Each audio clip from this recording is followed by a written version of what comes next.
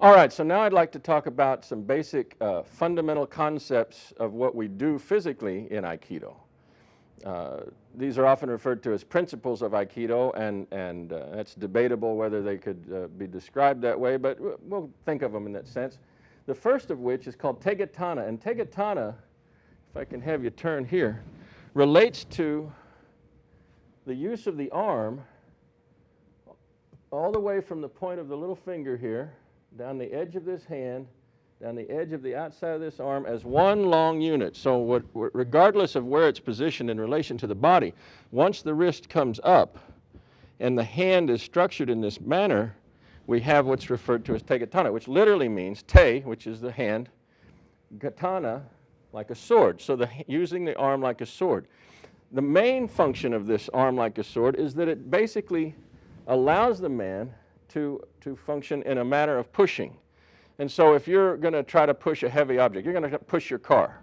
You're broke down on the side of the road, you're going to push your car, your hands come up, you get braced, they go automatically into this efficient pushing structure, and you just lean forward and let your body weight fall through your hands, and off you go. Boom! And you're able to push a heavy mass.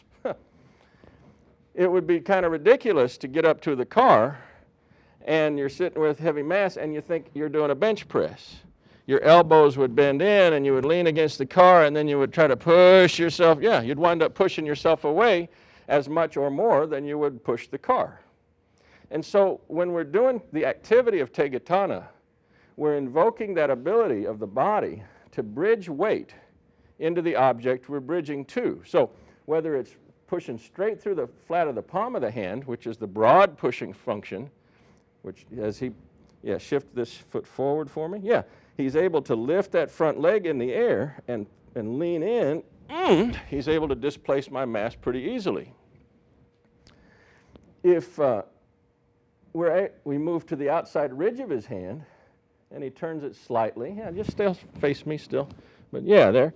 And I push against that and he lifts and steps. Good. He's still able to displace me. Same job. If we get here on the wrist and I put two hands up and he again bridges right through that point, same pushing job. You can even be all the way down here on the forearm, pressing through and bridging in, boom, and you have the structure of a push happening all the way, right up the side of the arm. If he turns a little sideways to me and bridges, he can bridge from the outside foot, just like that. So the Tegatana structure all the way up is a very powerful pushing structure. Now, we instinctually do this when we come to large, heavy objects, but we don't instinctually go around in our normal daily life doing it for regular things. Normal human action, you basically are invoking the biceps and triceps and doing activities of picking things up and putting things down and pushing them away. So we have activities of curling and activities of pressing that are largely just coming out of the bend in this elbow, if you think about it. We take that elbow out of the equation for a number of reasons. When you want the maximal ability to push, your ability to invoke not just the strength of the muscle groups, but the strength of the body weight falling, the mass of the body falling through this point in space, this is your strongest way of doing so.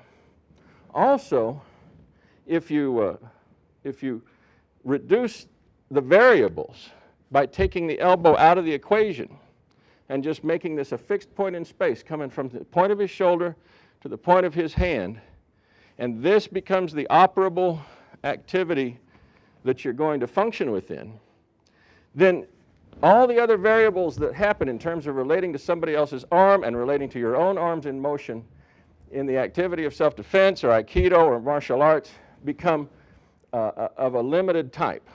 You put a basic rule. You have a bunch of chaos of what might happen, of the ways your arms might be moving, their ways that their arms might be moving, and you limit that down with this one invocation, just by saying, I'm just going to stay like this. I'm just going to function here. I'm not going to get involved with what my elbow wants to do. I'm just going to allow this to move and maintain this space throughout the entirety of my activity. That has the effect of allowing the unconscious to follow the timing of what's going on far easier than if you have to monitor the timing of the hand. The hand itself, hand speed is ridiculously fast. A fastball thrown by a pitcher goes well over 90 miles an hour. So the hand itself can travel at crazy speeds. Trying to monitor that hand speed with all the variables of wind-up and pitch, very difficult to do. But if we eliminate all the wind-up and we just are coming straight from the shoulder to the hand, and we take the only big variables out are the wrist is back, and he can still roll the shoulder here and here. Yeah, the shoulder can turn and activate in all these pushing structures, but we take the elbow out. It reduces the complexity down to a far simpler equation to monitor for your sense of timing and your sense of reference point in spacing as well. Tegatana serves that function right here in the center of his body for when he's stepping forward. But for instance, if he had to step sideways, yeah, it would serve just as well in this kind of relationship. And so it basically covers a range of application all the way from the side of his body all the way to the front of his body. But once it starts slipping past his center line, right around in here, it starts getting very weak. It's easy for it to start collapsing and it folds in. That's when his second hand wants to take up the slack and cover the other half of the range. So when the hand comes toward the center line of the body in Tegatana, it's still effective, but it breaks over. It breaks over and starts getting weaker and weaker and weaker and liable to collapse. That's just a muscular condition of how we're built. Every time the pushing engagement happens in Tegatana, he's invoking the whole body of his back muscles all the way down to his back foot. He's got that bridging activity we talked about. And it's creating a huge structure of power coming out of the back muscles, the glutes, the pecs are involved, the tricep and the bicep are involved to maintain this. And you have a really powerful structure. When his hand turns over, in most human things, our hands do turn over because we pick up stuff and we put it down and we feed ourselves and do a number of things. We're really typically doing this kind of activity when our feet stop in space. We're not bridging weight, in other words, normally. And we're invoking mostly the pecs and the abdominal muscles, so curling activities, things where you pick up a weight, your feet come to a stop, and you're lifting in the extreme forms. But when the hands turn over and the arms extend, we're pushing. And we're pushing from our center of gravity specifically. We're not doing like the bench press push. We're doing a push in a larger structure.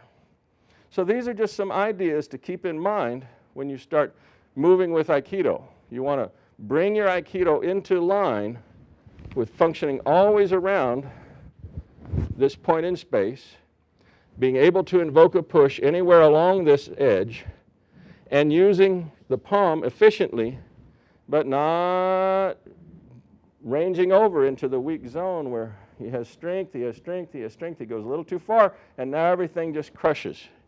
Either his body's going to have to start rotating in that bridge, or the structure itself will break down. Good. So that's Tegatana. Thank you very much. Good luck.